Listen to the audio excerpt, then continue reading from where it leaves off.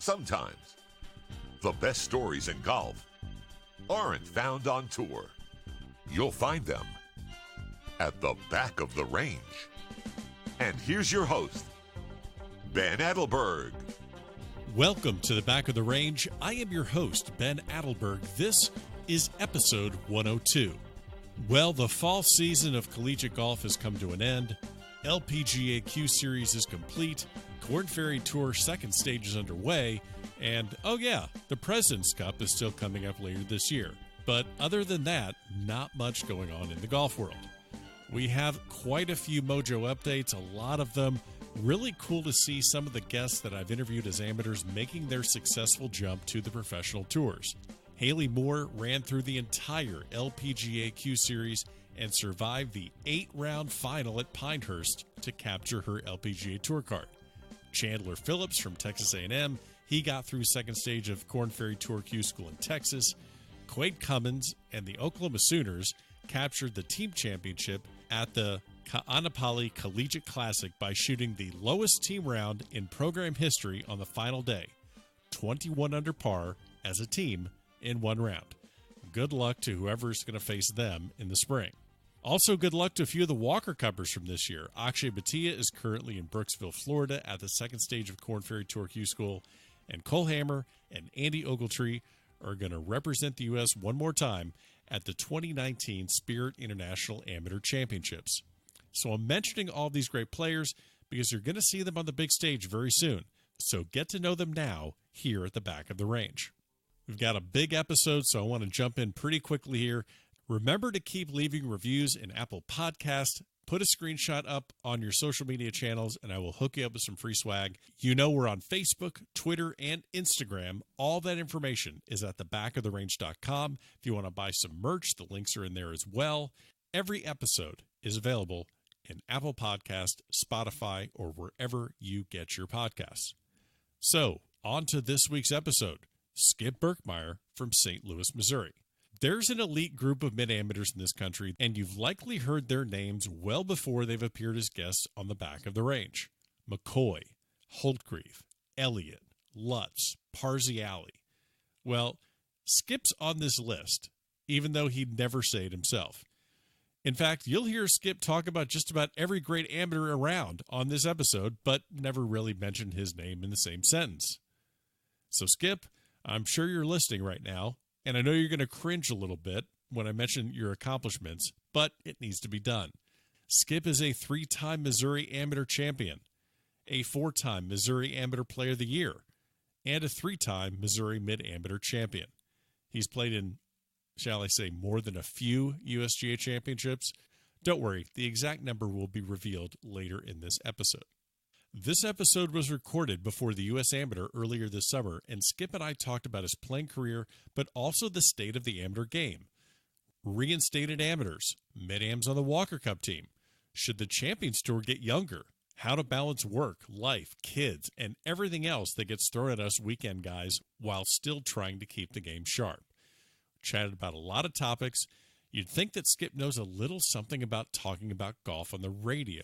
Well, he does. We discussed the golf radio show that he's been a part of for over 20 years in the St. Louis area. So before I give all the details away, why don't we just get this episode started? Is it okay calling you a Missouri golf legend, or are you too young for that? I mean, I think legend is you're dead. Maybe living legend. I love it. Oh, okay, good. We got confidence on this episode. I love it. Living legend Skip Berkmeyer this week. Skip, welcome. But I don't think that's a good. I don't like the title living legend. but I'm saying that would be better than legend. Let's just put it that way. Living accomplished golfer Skip Berkmeyer joins us this week. Skip, welcome to the back of the range. How are you?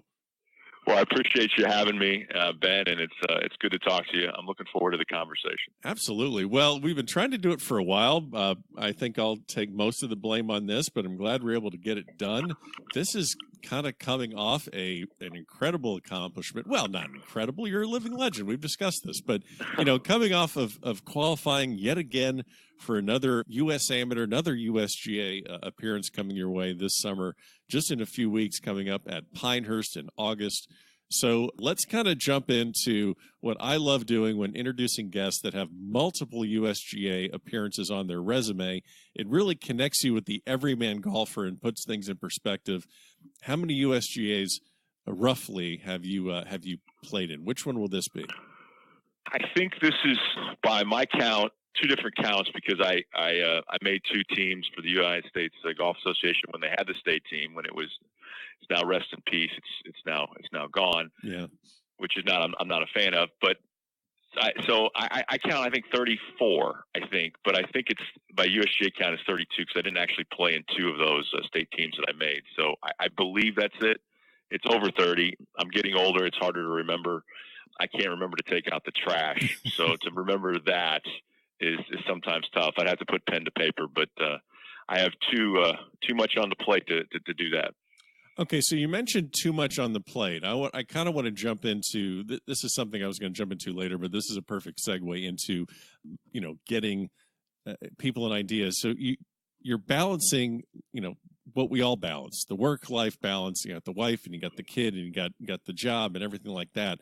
So maybe can you explain what like a typical week looks like for you, whether it's work responsibilities, what you do for a living, and then also during tournament season or when you're prepping to play in tournaments, how do you kind of balance everything so that you can put yourself in a good spot to compete at a national level?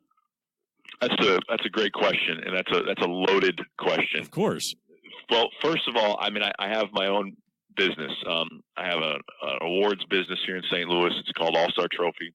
My dad started in 1971, and it's basically I'm an only child.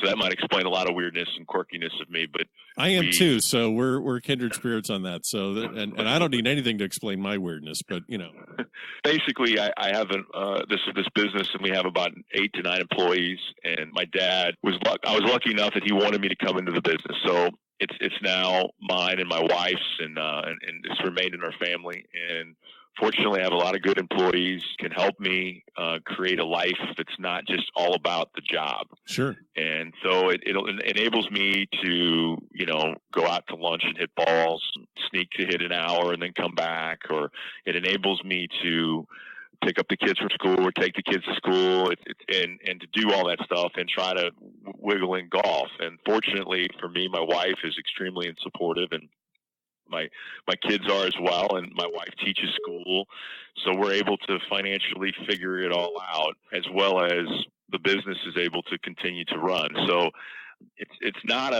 there's no really consistent week of when I play or when I don't or how it's all going to work, but it's just every week is kind of a new little adventure. Just qualifying for the United States Amateur, you got to start maneuvering things around schedule wise, and it's not only your own schedule, work schedule, it's your kid's schedule, it's your wife's schedule. Oh yeah. So there's just a lot, and my parents and babysitters. It's just a lot of things going on. It's a lot of fun, but I mean, you can't do it. I mean, golf is the ultimate individual sport, but I feel like I have a team of people around me that help me be me. And if I didn't have that, there's no way a mid-am golf life can work. And I think no matter who you have as a guest or what they're doing, to whichever realm of practicing or how they're doing their life, they need help. And I certainly have it. Yeah. The thing that you bring up these great points about it taking a village, so to speak, to keep the career, the mid-am life going. The thing that I kind of wanted to ask is, and this may be just something personal on my side, I've been out hitting balls, I've been out practicing, and I feel like, I really should be doing something else. I maybe should be at home doing this, or I should be working on this instead. I'm sure that I'm not the only one that feels that, but do you feel sometimes a little bit of the guilt when you're working on your game, and how do you push through that? Oh yeah, I think I feel like you want to. It's like when I'm in a tournament, you want to be at the tournament, you want to compete, but at the same time, you want to be at home. It's like you want to be at 2 places at once, or 3 places at once at all times. It's difficult. You feel like you're being successful and trying to do something that you're doing at a high skill level here, but yet you're letting other people down to be able to do that. It's a continual battle. Yeah, And fortunately, from a family perspective, my parents, I come from a golf family. My wife, played at Mizzou. So she understands, and they understand the golf thing, and that's very, very lucky on my end from a family perspective. While I still feel the guilt, it's more understood of what's going on, and which is appreciated. Work it's kind of been the deal since I've been here, so I think they're kind of used to it. Okay, but at the same time, you're absolutely right. It doesn't change. It doesn't. I'm human just like everyone else, and you run into things like that. And particularly in amateur golf, or when you have some of these tournaments that are, they go a long time. But you're trying to travel correctly. You're trying to get in there as quick as you can to play a practice round. You're trying to limit your days as much as you can, or at least I do. But it's very, very hard. How do you maximize the limited amount of time you have to work on your game? If you got 1 hour, what are you specifically working on? I know it probably changes if you have issues with your swing or if you have problems putting, but for a strictly 1 hour maintenance practice session, just to keep everything kind of sharp, what are the things that you really try and focus on to just get the most out of that 60-minute maybe lunch break, so to speak? Well, I'm kind of known. I'm a little different than most. I love to hit balls, so I like to hit balls frequently. So I like to hit them. I don't need to hit them like 2 hours long, but I like to hit almost every day if I can. Okay.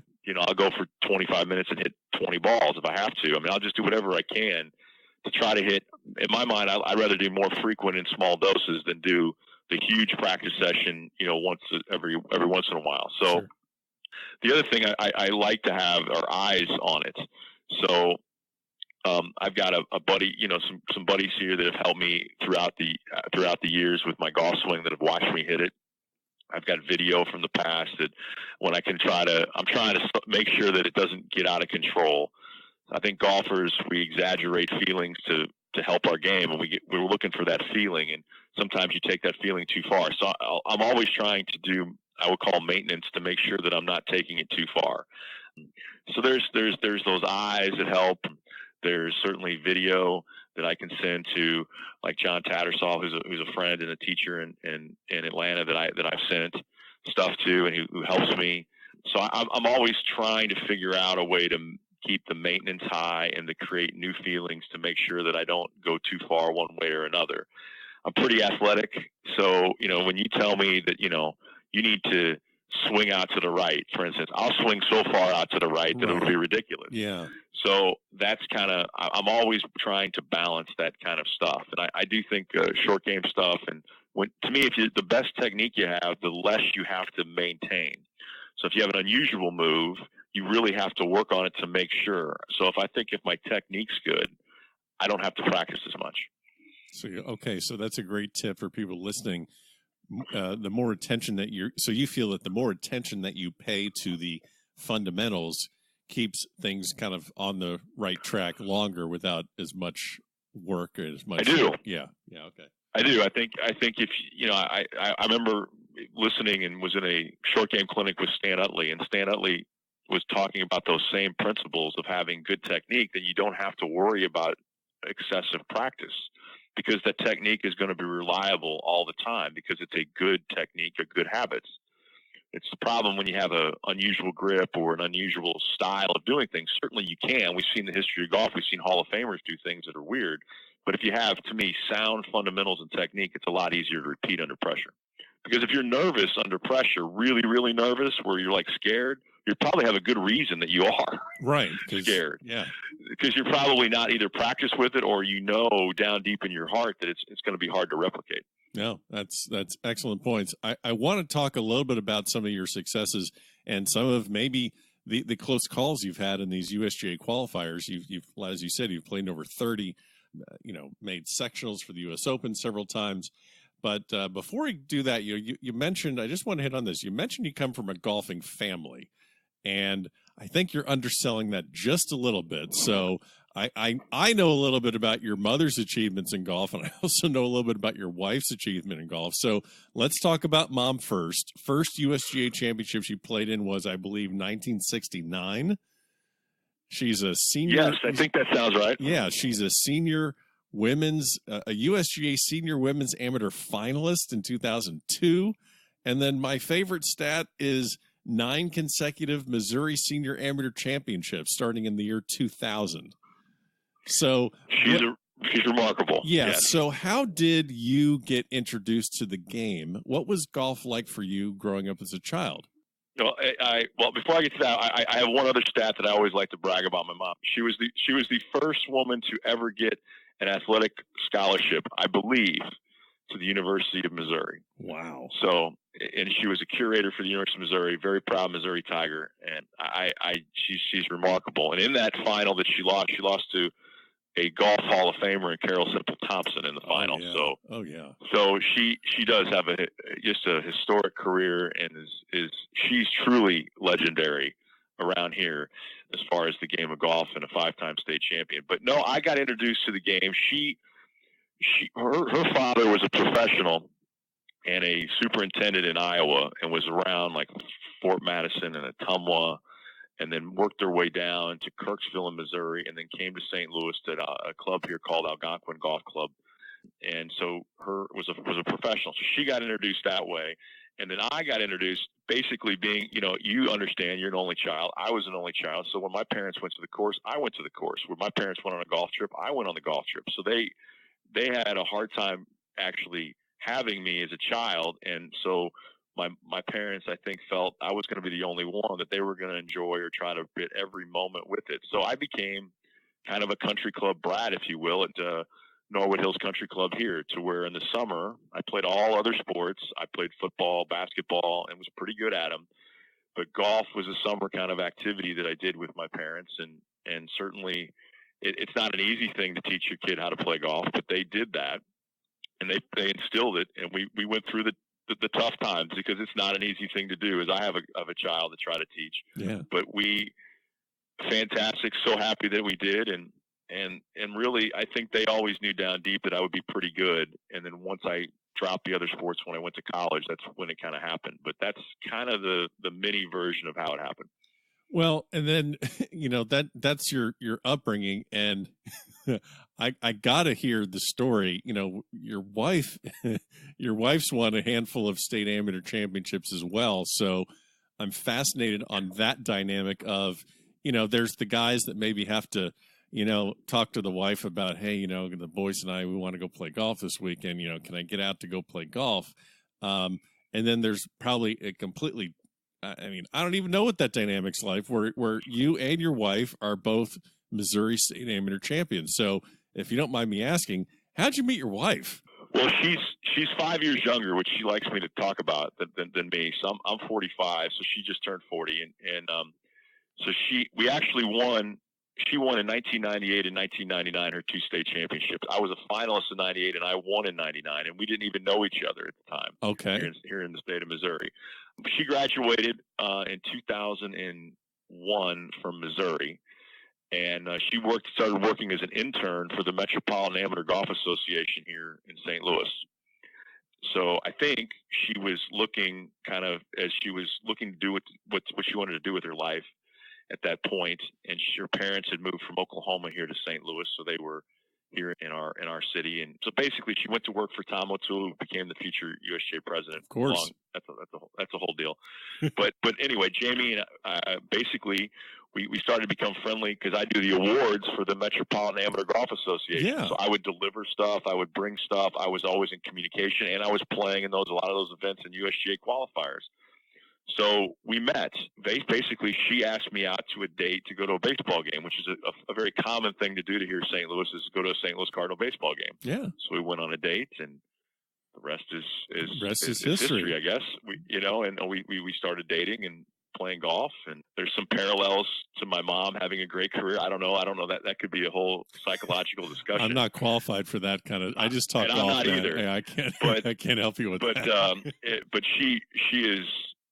As that similarity is, they're different in so many ways. But but Jamie is a great player in her own right. She doesn't really like to play that much anymore. She kind of has done the opposite. She'll tell you that someone has to be the grown up in the relationship. That I'm off playing and she's not. But it's women's amateur golf's a lot different than men's amateur golf, and I think that's a whole show on that realm. Yeah, that seems to be the one. That seems to be the one segment of amateur golf. The women's mid-am segment, I think, is probably. I guess that's the segment that's really kind of lacking in participation. If you had to compare it to all of them. There's no doubt it's different. Yeah. And whereas guys seemingly want to keep doing it and want to, it's just different on that level. And I really don't know why, but it is. And so she doesn't play a whole lot, but we do play some. We like playing on vacations and stuff. And she's still a really good player when she wants to. I think for us going forward in our life, when our kids grow up, and they leave the house, and I think we'll play more in our future than we do currently now. Sure. And I think that's something that we both look forward to have happening in our lives. No, that's fantastic. Yeah, there have to be some really great stories about you two just going at it together on the golf course where, no one wants to give or budge. I would assume that she's just as competitive as you are when she's on the golf course. It's in fairness to her, it's not really a fair fight at the moment because she doesn't play as much. But when we first started playing back a long time ago, believe me, I knew what the score was, and she knew what the score was. And there were times when I guarantee you, whether she wanted to beat me or I wanted to beat her or make sure she didn't beat me, sure, absolutely, there is that element to it. But it's really. I think at a pretty darn good level, Ben, and I think it's something, golf is so internal and it's about what you're doing.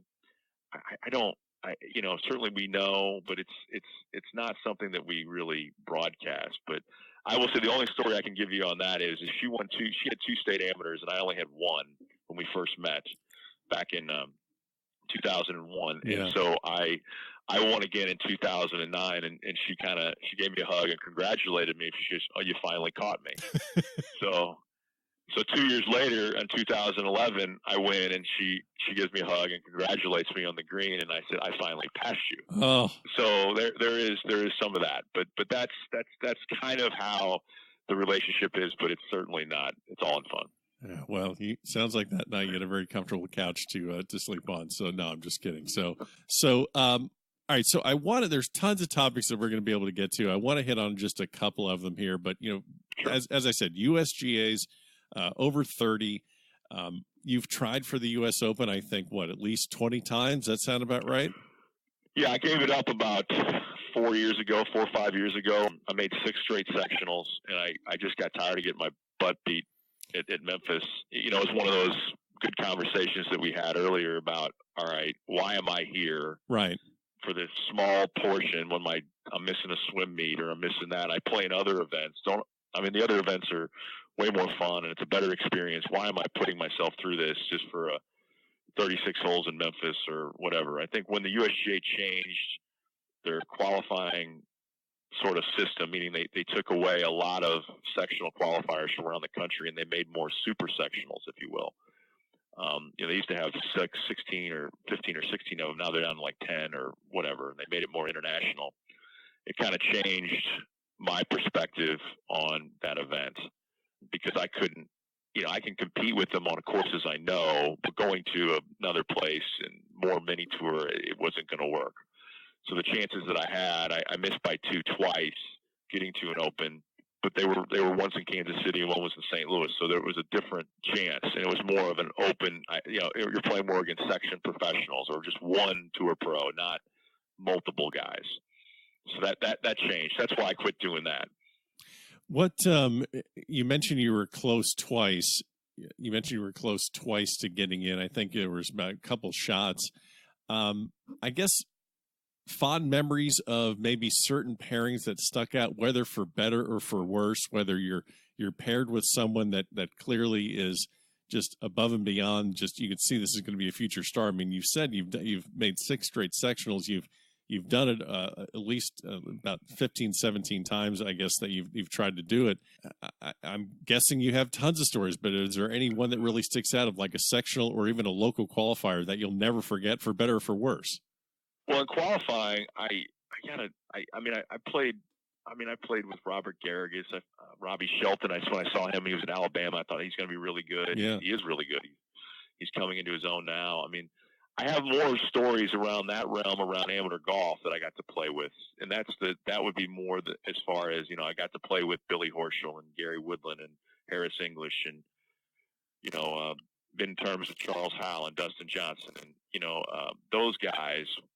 When you play with them, I've had more of that kind of stuff, like the Porter Cup or amateur golf. But qualifying, I don't really seem to recall. I never got like the Adam Scott pairing, or I never got like, right. playing with someone that's a little bit unusual, if you will, that shouldn't have been in the qualifier to begin with, but they happened to slip in. I missed twice, and they were local, and they were chances. And I felt like the one I should have made, I putted horribly and still could have made it. So anyway, I don't know if that answers your question, but I didn't, as far as a USGA deal, I never really had any, I would call famous. I mean, I just played with Scott Fawcett at the U.S. Amateur qualifier for a day at the Decade Golf Guy, which was unusual and interesting at the U.S. Amateur local. But that's as far as weird I can kind of tell you at this point. So the U.S. Amateur qualifier that you just got through, so you're 45. You just get through. You got through last year. You're at Pebble Beach, and then obviously this year you're at Pinehurst.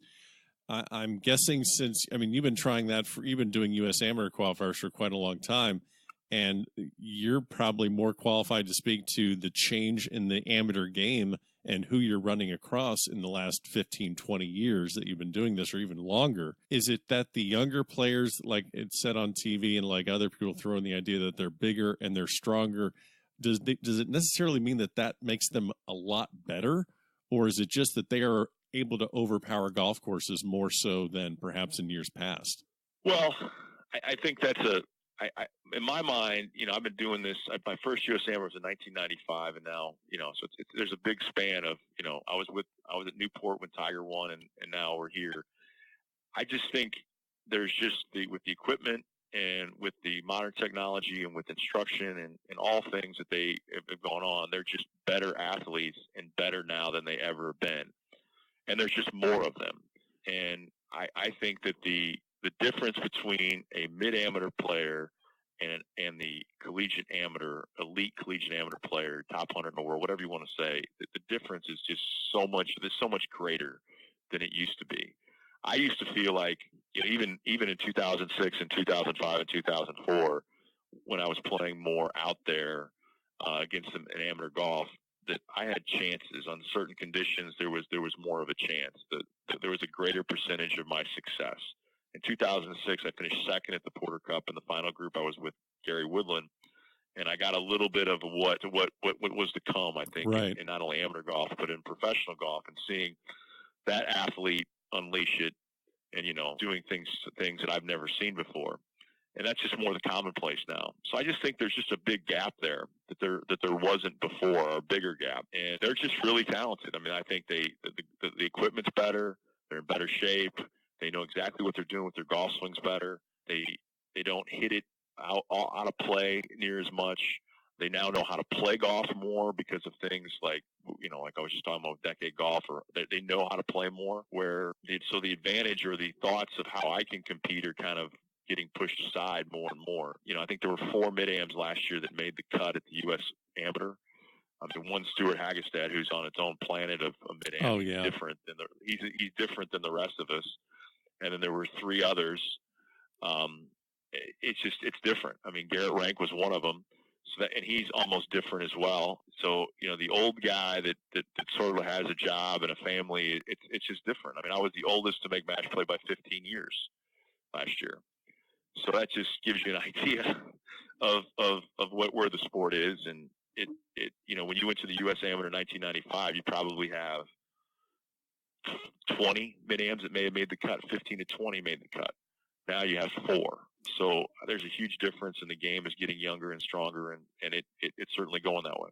What, as far as mid-amateurs, as far as, people that are, 25, 30 years old, even, in their 40s, you've been able to play some of the greatest invitationals all around the country, whether it's playing the Crum Cup at Pine Valley or playing the Thomas or the Coleman. I mean, that is such an elite and special place that you're able to take advantage of and able to play in. the relationships you build there, who are some of the guys that you just look forward to seeing every single time you go play these tournaments, where if you have time, you got to get a beer with that guy and have a conversation with? Well, it's interesting how it's evolved.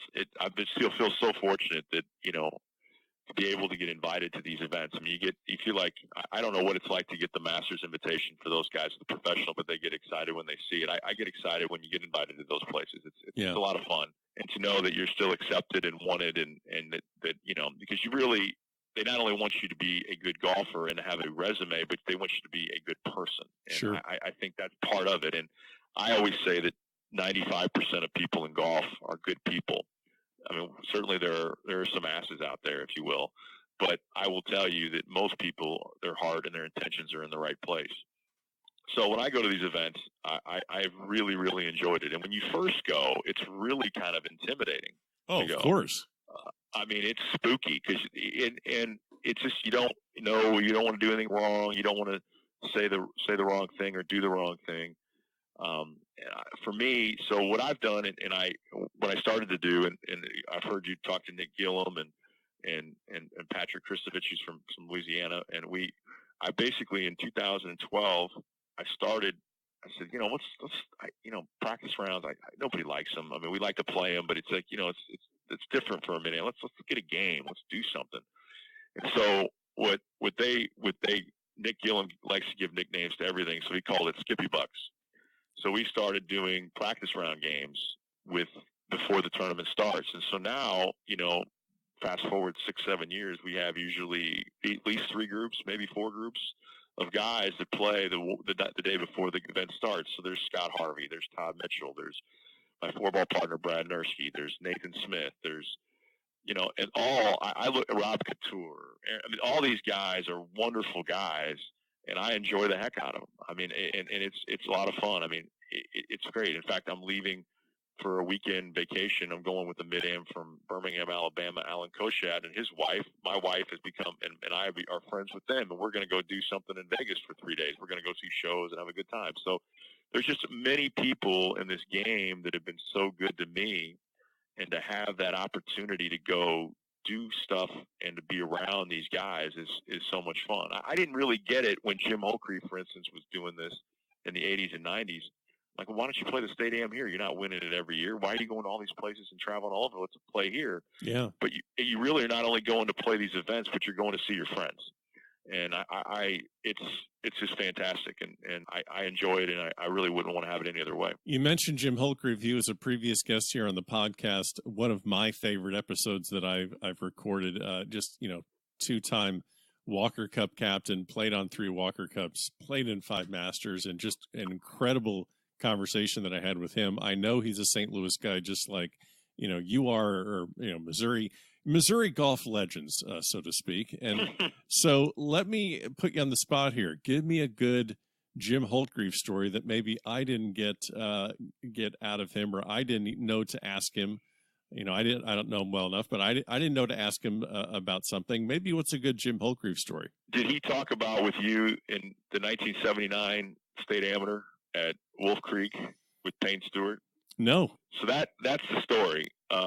So in I wasn't there, so I've heard it several different times from different people. I think Payne even reflected upon it in his book, or the book about Payne. It was reflected on, I should say. And basically in 1979, Jim had just qualified, I think in 78. You just did the interview, you would know probably, but I think for Cherry Hills and the U.S. Open. Yeah. And it was not low amateur. I think Bobby Clampett was, but he made the cut and played 4 days. So he was kind of starting to become the big thing around the state of Missouri. And Payne was at SMU, and at the time, and was becoming a senior, I think, by 1979. But Payne had a lot of talent, and his dad, Bill Stewart, was a legendary golfer, former state champion from Springfield, and a wonderful guy, highly respected in the state. And the story goes is they both were at Wolf Creek, which ironically is in Kansas, but it was a Missouri amateur. And they played, and they were going to play each other in the final the next day. And they had run-ins all week because Payne was mad at Jim for pace of play. And at the time, he was very, very brash. But from what I understand, it got heated. and there was almost a little bit of an altercation. There were words before the match even started. And so when the match started, and from the day before, and so when the match started on number 1 at Wolf Creek is a 300 and something par 4 down the hill. Payne Stewart had the honor. He drives the green, and he looks over at Jim and says, "Catch that, fat boy." Oh, wow. So yeah, I mean, so later, the best part of that story isn't that it's an interesting story, and there was a lot of heat around that. And Tom O'Toole was the president of the USGA, obviously here the last, I guess, a few years ago, was caddying for Jim at the time during that final. So it was interesting how that all came about. But the best part is that all came full circle later in Payne's life when he apologized to Jim for all that and became a Christian and certainly wanted to, make amends for those things and said he was wrong by it. And they became friends later in life. And I think, even Tom O'Toole, I believe, in 1999, when he won the United States Open before he passed away, one of the first people that he saw going down the steps was Tom O'Toole Jr. So, I mean, there's a lot of Jim stories, but that one in 1979 where they met in the final is kind of legendary around here. That's a fantastic story. Yeah, I guess I'm trying to figure out what the ages would have been there because I'm thinking, let's see, 79. So Jim is probably like 30 at the time. Yeah, I think so. Early 30s, and Payne is 21. Yeah, probably. Wow. Yeah. Oh yeah. There's always in our state there's a little bit of a we in St. Louis are over here on the East Coast, and there's the rest of the state, and there's always kind of a little friction in interstate stuff, and so that's kind of how that all there's that going on.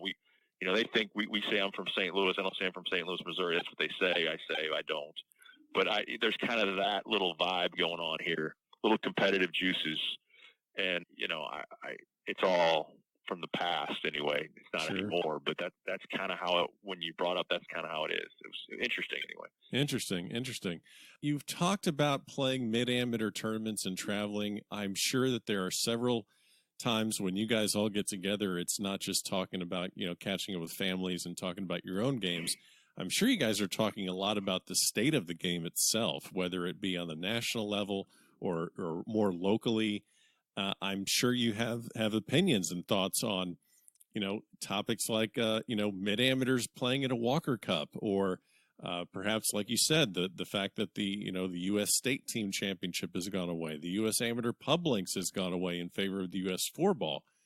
Do you like where things are for the game for the everyday mid-am player that's got the wife and 2.2 kids and the car and the garage and all that stuff and the dog? I mean, where do you feel that the game is at this particular time for the everyman that's trying to spend more time playing it? Well, definitely it's a loaded question. We definitely have opinions. I mean, golfers always have opinions. I mean, no matter what level.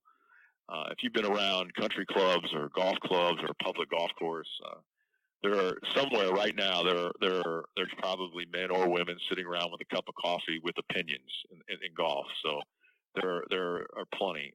Us as a group, I think for mid-ams to generally answer your question, things are pretty great. I mean, I think we have great events. I mean, who's going to complain about it? Where we go to play? I think it's fantastic. I think we care about our sport, and we're very, very fortunate to be able to do those things. I think the hot topic issues that we talk about the most are, I guess, for me, I think pace of play is always talked about from the USGA perspective. We talk about reinstatement, I think, is another topic that's always talked about from professional to amateur golf is a hot button topic issue. The new rules this year have been kind of a hot button topic. I mean, and so I think, depending on the flavor of the week or what I think there are always issues to discuss. And I think the great part about mid-ams, I think, is there's room to disagree and to still be okay with that. And I think it all usually surrounds with the United States Golf Association and what they're doing. And because our life or our goals are mid-am golf, or try to win the mid-am, or to try to represent our country or to do those things. And a lot of my friends have been able to do that. And certainly those are the things that we talk about. I mean, specifically things that lately that we've been talking about that would be, I think, clarify if you want to know that. I would think, for me personally, my opinion, I hate the 3-minute ball search on the new rule. I tweet about that all the time. I can't stand it. I think it's an awful rule. Change. I know that the USGA, I've talked about it with them, that they have data that for instance, on a specific issue that you're going to find your golf ball 90% of the time within the first 3 minutes, or it's going to be lost. But I'm not concerned about that. I'm concerned about the whatever percentage, the small percentage that you could find it, and it could be a difference of making a USGA event or not, or making a cut or not, or winning a tournament or not. Sure, yeah. So that would be one. So those are the kind of topics of conversation that we have, and then like reinstatement or pace of play, and I mean the pace of play policy. Yeah, let me jump in on reinstatement. You've seen a lot with U.S. Mid-Am Championships, a lot of reinstated amateurs that, these guys have played professionally in the past, where it seems like there's less and less spots for the guys that never turned professional. Or, well, I shouldn't say less spots, but it seems like there's less of an opportunity for the average everyman that has never played professionally to really go deep in that tournament, because he's at some point going to run up against a former professional. And whether or not I don't know what you do to prevent that, other than really looking at what you have to do to get to be reinstated. There's people that it takes a year and they get back. How do we create an environment where you can have a guy that's never played professionally feel that he can compete on the national level? Well, I think everyone's for reinstatement. I think people want people to come back. I think you should have the opportunity to. Sure.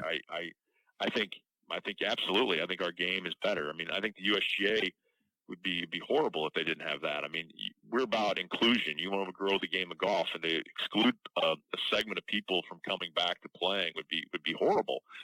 I just think the issue is in a lot of ways, sometimes the United States Golf Association does stuff. They're not very public about it. I think that they have a set of rules or a set of lists that they follow of how they determine how many years you get off, or how many years you can't play, or however you want to call it or say it. So I'm sure that they do. They're just not public about it. And then where is the point of no return? How long can you be? How much money can you make? When is that? I mean, these are questions that you don't know, because they don't really publish it. They don't talk about it. Yeah. So I think that when you don't do that, that provides question and suspicion and rumor and what's right or what's wrong.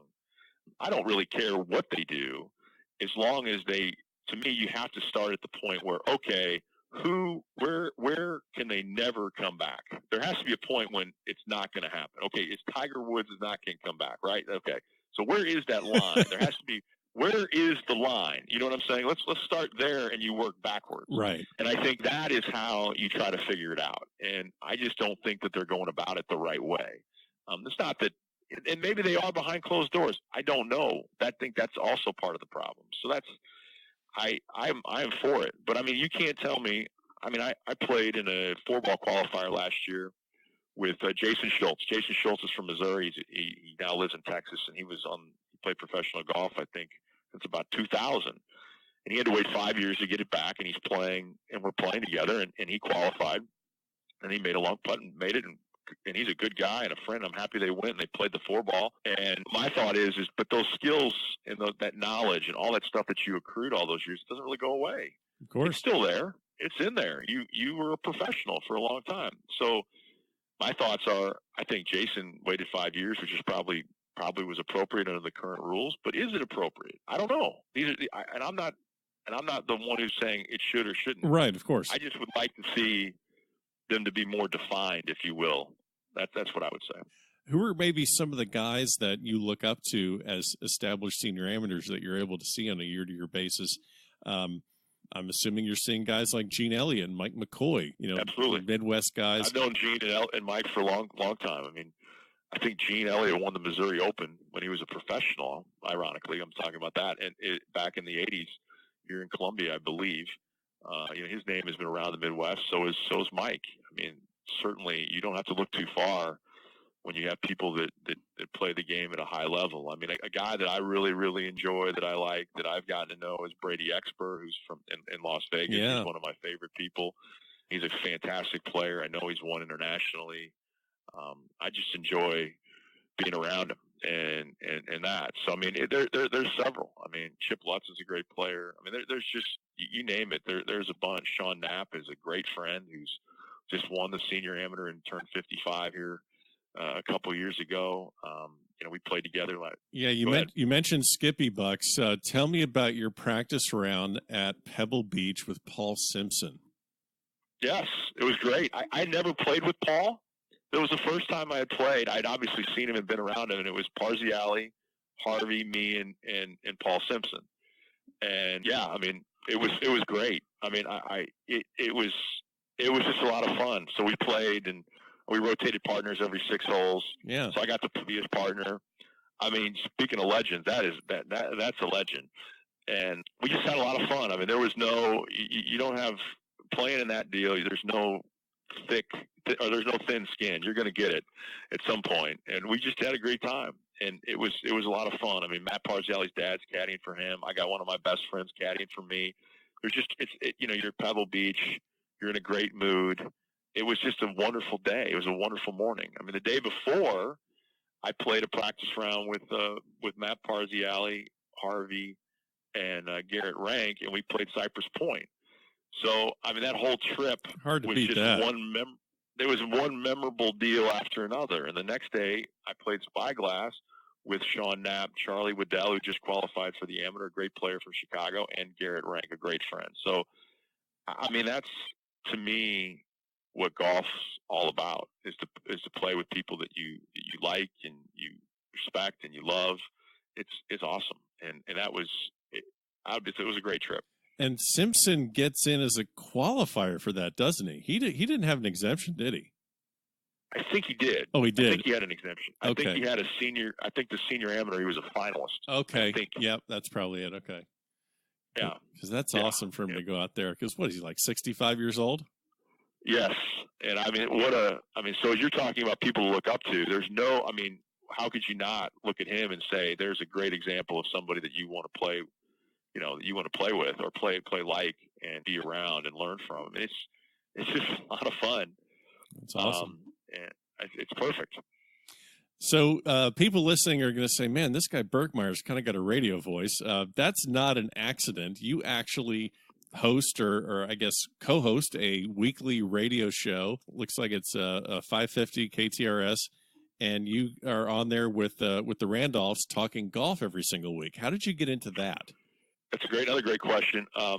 2000 and I think 10. There was a competing radio show at the time, and they asked me to come in as a guest, and I came in for the hour. And how I like to say it is, I basically just never left.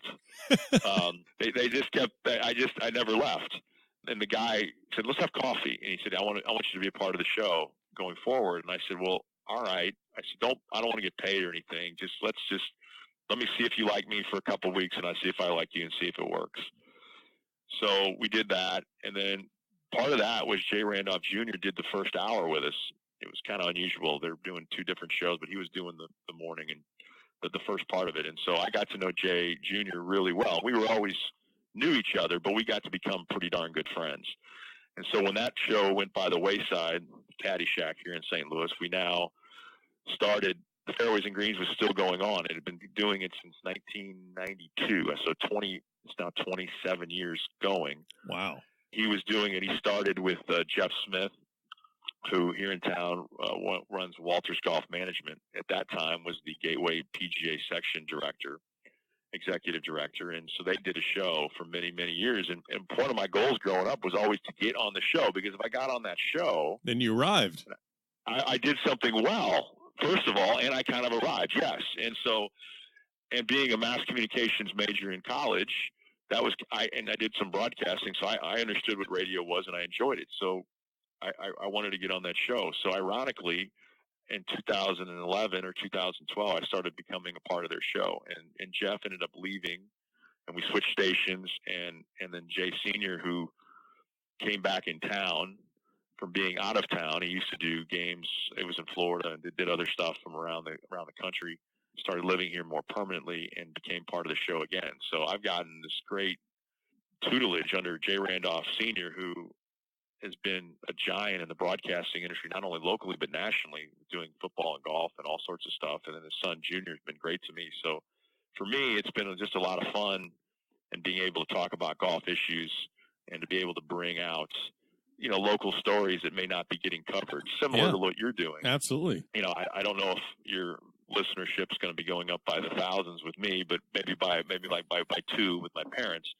But I will tell you that I got a little bit bigger reach than the Berkmeyer household. I mean, it's not great, but I could still pull a little bit outside. Well, you might go up by 2 now because of them. But I can tell you, I appreciate that. But I can say that, I've just enjoyed doing it with them as friends. And so we do it once a week on Sunday evenings and kind of recap what's going on. And it's a part of the world that's fun for me. So you have, so let's do a little bit of just kind of quick bullet items, hot topics that you probably discuss on your show. But let me get your quick takes on a couple things, just random. Let's go with this one. Should there be more than one mid-am on a Walker Cup team? Forget about this one, just in general. Should there be a guaranteed 2 spots, 1 spot, 3 spot for a mid-am for the U.S. Walker Cup team? I would like to see 1 for sure. And then if there's a qualified second one, yes. Okay. I know it's kind of a hedge answer, but that's what I would tell you. I think there's some years that there really maybe shouldn't be 2. Maybe there only should be 1. I think this year, particularly to answer your question, there should be 2. So if that answers your question. Okay, so Hagestad's already on the team. Who would you say if you're on the committee? Who's that second mid-am spot going? I think Matt should be there. I think Parziale should be the second one. I do. Okay. I mean Harvey's playing great, but he hasn't played as much locally. I mean, I'd love to see all 3 of them on. They're all 3 great friends, and they're all very capable. And Harvey's playing maybe the best golf he's ever played. Yeah. But I would tell you probably Matt. Matt's chased it. He's been out there playing with the kids. I think if you look at his body of work over the last 3 years, and you go back even further, I would probably say him. Yeah. Tiger Woods, obviously the needle, the hot topic, winning the Masters, and then kind of not, I guess you could say it, being a little bit of a disappointment the rest of the year. Do you see him? What do you see out of Tiger the next 3 years? We talk about Tiger a lot on our radio show, and I think I've had about every, and this typical sports talk radio or golf talk radio, when you do short bursts of segments, you have opinions. And I've probably been all over the place with my opinions on Tiger because it changes so frequently. And I think the answer is we don't know. I just love the fact that we got to see him win again at the level he did at the Masters. And I'm just hoping that he's not going away. I'm suspicious of the lack of playing like everybody else is with injuries and stuff. And if he can just somehow, I think, find a way to compete, every year, but he's got to be able to show up and play more than he has over the last 3 or 4. Yeah, 3 or 4 months. Yeah, I've kind of posed early on in the podcast. I would pose a question to a lot of my guests at the very end of the episode, and I would say, what would be more substantial victory, Jack in '86 or Tiger potentially winning a 5th green jacket, which we all know is not a potential. It did happen this year. So I'll pose that question to you: Tiger this year or Jack in '86? Which one do you think would go down as the more substantial victory? Wow, I think the reason I'm going to say Jack is probably, I don't know if people would be surprised me saying it. I think Tiger, we had a glimpse the year before that he could do it. I mean, he almost won 2 majors, and he won the Tour Championship, and he was playing at a really, really high level going into the event. Jack, in 1986, I don't want to discount it, but he was pretty much put off that there's no way he's going to win again, that he was not going to win again. And I think he was becoming what he would hate is almost a ceremonial golfer, which we obviously know that he was not going to be. So I think his out of nowhere, and I have so much respect for him as a person and how his family, and I've gotten fortunate to play with Gary, and I've just enjoyed that so much, and I just have such a huge respect for him. It's hard for me not to pick Jack for everything, to be honest. I'm biased. No, I think it's funny when Tiger won this year. I think everyone was like, okay, here we go again. Here's the push to 18, and then seeing what happened the rest of this year, I start really thinking to myself, I wonder if that win is going to get put in the same category of Jack in '86, the last glimpse of greatness. And if I had to pick, I think it's leaning more towards that than a continued run. Would never count him out, but I have a feeling we're going to see documentaries about that win the way we see documentaries about Jack in '86. Probably. I don't think there's a doubt, and I'll be the first one to watch because it was was unbelievable. In fact, I said on the radio the other day, it almost ruined the rest of the year in golf. Oh yeah. Oh no, the rest of the year didn't seem, because the new schedule seemed kind of weird to begin with, and it also, honestly, it just made every other tournament seem even more less special than the Masters is. That's just the way it was. Well, and yeah, no, and the three major winners you're looking at. I mean, you're looking at Koepka winning again at the PGA. Dare I say he may not be the most charismatic major champion that we've seen of recent years. And then first timer of Woodland, which was great. And then first timer, obviously, Lowry just recently in the Open Championship. Yeah, the scheduling is very interesting because I don't know about you, but it's hard for me to get into this WGC in Memphis. And I feel terrible for the town of Memphis, but man, you're looking at that leaderboard and you're seeing a lot of the stars. It seems like they're pretty flat from coming over from Ireland. So that kind of leads me to another question. Is there too much golf on TV? I think there's a lot of sports in general. There's a lot of stuff.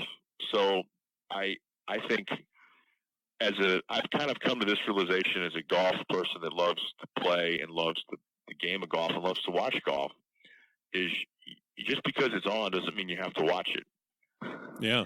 And I know that sounds crazy, but as a guy who loves the sport and wants to watch it, I think I don't want to be trapped into thinking I have to watch it. Sure. And I do think there's so much available video of what you can watch, whether it's on your phone or whether it's on TV, that it can be saturated. It's very similar to the NFL football in my mind. My comparison will be the Thursday night game. I don't think I've watched one Thursday night game when I cared about the NFL before they took away the Rams. So I don't watch. I didn't watch the Thursday night game when they were here. So long story, I think you can. Just because it's on doesn't mean you have to watch. But I do think to keep up, the PGA Tour has to have all these outlets, and they're getting paid. And it's not like those guys that are playing aren't getting paid. They're getting paid plenty of money. Okay, I like that take. Let me throw another one out at you that's been rattling around in my brain for a while.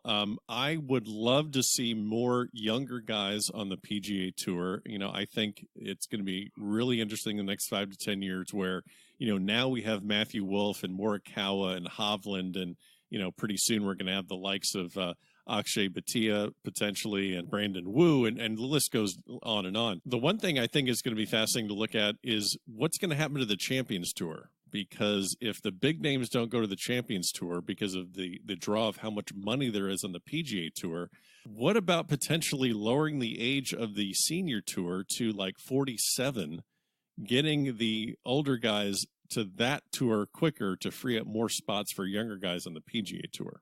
Well, I do think that there's more of a dead period than ever. Yeah. A dead zone, if you will, between, and you could, for different players, it's different ages, but, between 40, could be 40 and 50 on the PGA Tour. I think I saw, whether you're the Jason Bone of the world, or if you're the, that's a perfect name, because I was literally going to just say, like, there's not a lot of Mickelsons and Strickers out there that can compete at that level. A lot of them are like you said, the Jason Bones, the Tim Herons. Yes, that they won't need a place to play. But at the end of the day, this is not a shot at those guys. No, of course I don't not. know what it does for the PGA Tour champions. If they come out early or not, is it going to change how we watch it? Is it going to change how the regular golfer watches it? I don't know. That's the question. I don't think that it would. I mean, does it change how the PGA Tour player plays in it? Is Jim Furyk now going to play in that and not play in Hartford? I don't know. Yeah, that's a great. Is Steve Stricker, would he have played earlier on it? If he could have. a lot of it's player driven, that they have to want to be committed to it. I mean, when Lee Trevino came out to the senior tour back in its heyday, he played every week. He wanted to compete and play. He wanted the money. He wanted to compete. He wanted to create history. He wanted to play against Jack and Arnie and his friends. It's just so much different now, and they're getting to the tour so much earlier now, and they're making so much money earlier. I don't know if the prestige of playing on that tour, no matter what you do, changes it. So I think you are left with what you have, which is really good golf. And I watched the Senior Open, watched Steve Stricker and Jerry Kelly play, and enjoyed the golf experience. But I think that's what you have is what you're going to have, in my opinion. Yeah, I would just love to see some of these younger guys that are really chasing it on the Korn Ferry Tour, or even guys on a Latin America tour, Mackenzie. Man, I'd love to see those guys that really are super. I mean, they are just incredible players fighting for their jobs, fighting for a career. I guess I would find more interest in that and illuminating a career and a backstory of a younger guy than, and again, nothing against the names we mentioned, but, I guess there may be not enough attention or drama around a guy that's 42 years old that's just, trying to, maybe hang on, make a check, make something happen where they've already been on tour for 15, 20 years. Well, and these guys can still play. I mean, of course, yeah. What Jim Herman just did down in Kentucky in that event, I mean, I think that was one of the best stories of the year. I think he's right. I mean, on the PGA Tour. I mean, it's going to go by the rate. It's going to just fly over the radar because of what happened at the British Open early in the morning. But I think that story and him coming back is fantastic. So I think it's great too. I just am looking at, and true. And with Herman, if he doesn't have ties to President Trump, I don't know how much we'd really hear much about Jim Herman, because that seems to be the story and the line that is attached to him wherever he goes. Well, and I think that's unfortunate. Yeah. I think that's the clickbait. Right. No, of course. It's not great. I'm just saying, yeah, of course. Well, we only got 4 more hours to go. How you doing on time? I'm doing all right. I'm hanging in there. I'm doing all right. I mean, you ask what you want. I'm good. I know. No, we may need to do another one. I'm gonna close this one out because we're already at like 1:12. So, Skip, I have a feeling that that we will need to do this again in the future, because there are just way too many topics that we can just unpack and undress and just talk ad nauseum about. But I'm glad we're able to do this. Congrats on, again, qualifying for this year's USAM. Hopefully we can catch up after Pinehurst and go represent the Mid-Am strongly up there, and we'll do it again soon. Well, I appreciate you having me. I really appreciate what you're doing here with this podcast, and I'm a fan. I don't know. I hope people will enjoy it. I've enjoyed talking to you, so I guess that's really all that matters. That's all that matters. It's just you and I. I appreciate it. It's just you and I, man. There's no one else listening. Don't worry about it. So I appreciate it. Thank you for having me. And there you have it. Special thanks to Skip Berkmeyer for joining us this week here at the Back of the Range. Don't forget to leave a review in Apple Podcast. Go ahead and visit thebackoftherange.com for more information about the podcast, all of our previous episodes, and all the links to our social media channels. We'll see you again next week for another episode here at the Back of the Range.